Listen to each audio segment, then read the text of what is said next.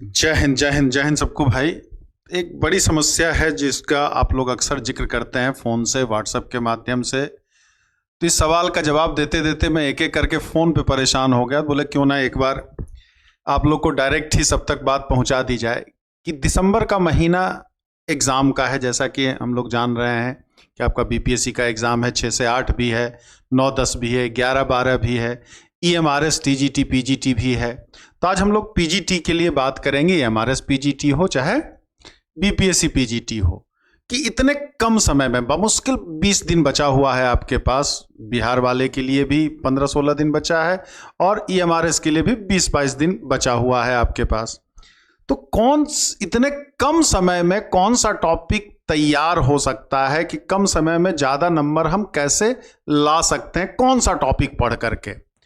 तो ऐसे देखिए, इंपॉर्टेंट तो सारे टॉपिक्स होते हैं, लेकिन सब टॉपिक कठिन भी नहीं होता, सब टॉपिक आसान भी नहीं होता। कुछ टॉपिक्स ऐसे होते हैं जिसको पढ़ने में ज़्यादा समय लगता है लेकिन कम क्वेश्चंस उससे पूछे जाने की संभावना होती है। कुछ टॉपिक्स ऐसे होते हैं जो कि कम समय में पढ़ करके उस पर ज़्यादा नंबर लाया जा सकता है।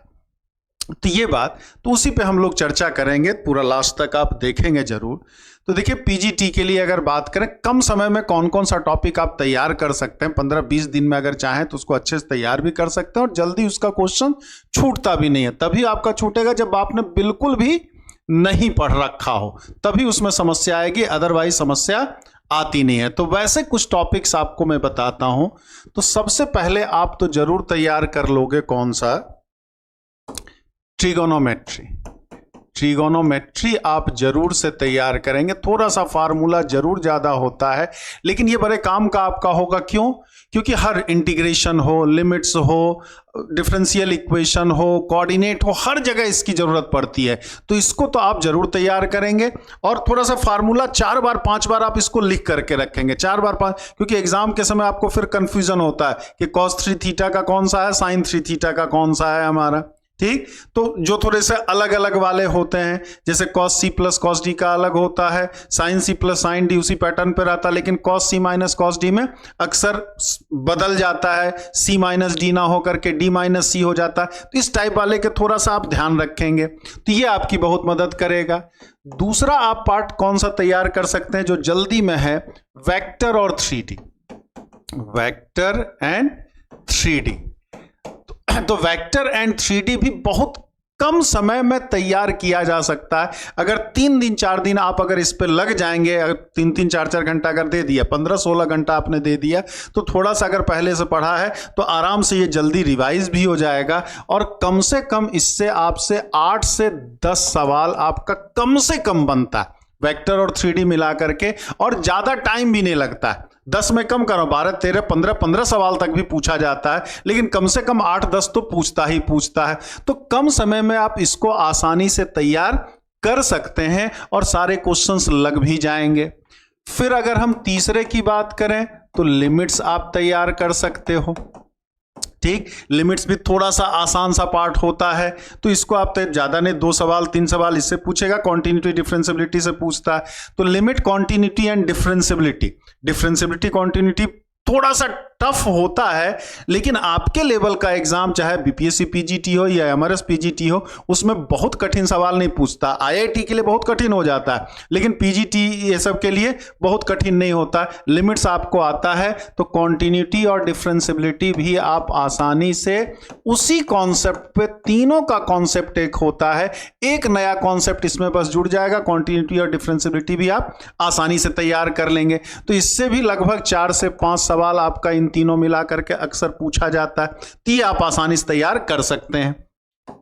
चौथा फिर बात करें कोऑर्डिनेट में, कोऑर्डिनेट जैसे सर्किल लंबा चैप्टर होता है, पेयर ऑफ स्ट्रेट लाइन थोड़ा सा टिपिकल हो जाता है, लेंदी होता है, लेकिन कोनिक सेक्शन वाला पार्ट 4 से 5 सवाल आपका इससे भी पूछता है और ये भी इससे बहुत कठिन सवाल नहीं बनता, क्योंकि जहां से ये कठिन होता है, जहां से ये लेंदी होता है, उससे रिलेटेड आपसे क्वेश्चन पूछा ही नहीं जाता, उसमें सवाल उस पे वो आप में पढ़ना ही नहीं है, 11th 12th के कोर्स में से हटा चुका है वो, तो वो बड़ा मतलब मैं बीपीएससी की बात कर रहा हूं और ईएमआरएस की बात कर रहा हूं। यूपी टीजी टीपीजीटी में फिर बड़ा लेंदी तक पूछता है, थोड़ा टफ पूछता है, ठीक, पूरा डीप में जाके पूछता है, लेकिन ईएमआरएस और बीपीएससी में आपका उस लेवल तक नहीं पूछता है। तो 4 से 5 सवाल आसानी से इसका लग सकता है। मैक्सिमम सवाल ये पूछता है कूद केंद्रता बताइए, नाभि बताइए, बहुत है तो थोड़ा सा टेंजेंट वाला बताइए आप, ठीक। तो ये 5, इसी में आपका कॉमन टेंजेंट से रिलेटेड सवाल अक्सर ही पूछा जाता है। अब सर्किल थोड़ा लंबा हो जाता है, पेयर ऑफ स्ट्रेट लाइन भी थोड़ा लंबा, ऐसे वो भी आसानी है हमारा, लेकिन उसकी तुलना में कंपेयर में कर रहा हूं कि इसमें कम समय में आप ज्यादा से ज्यादा तैयार कर सकते हैं। और फिर बात मैं करूं डिफरेंशियल इक्वेशन। डिफरेंशियल इक्वेशन बड़ा छोटा सा पार्ट है आपका। डिफरेंशियल इक्वेशन 11th-12th वाला, पार्शियल की बात मैं यहां नहीं कर रहा हूं। जैसे आपने तो ग्रेजुएट है, पोस्ट ग्रेजुएट हैं, तो आप पे डिफरेंशियल इक्वेशन मतलब पूरा ग्रेजुएशन वाला आप सोच लेते हैं, बड़ा लंबा सा, आपको तो बड़ा कठिन होता है, बड़ा टिपिकल होता है, बड़ा लेंदी होता है, लेकिन मैं उसके बात नहीं कर रहा हूं।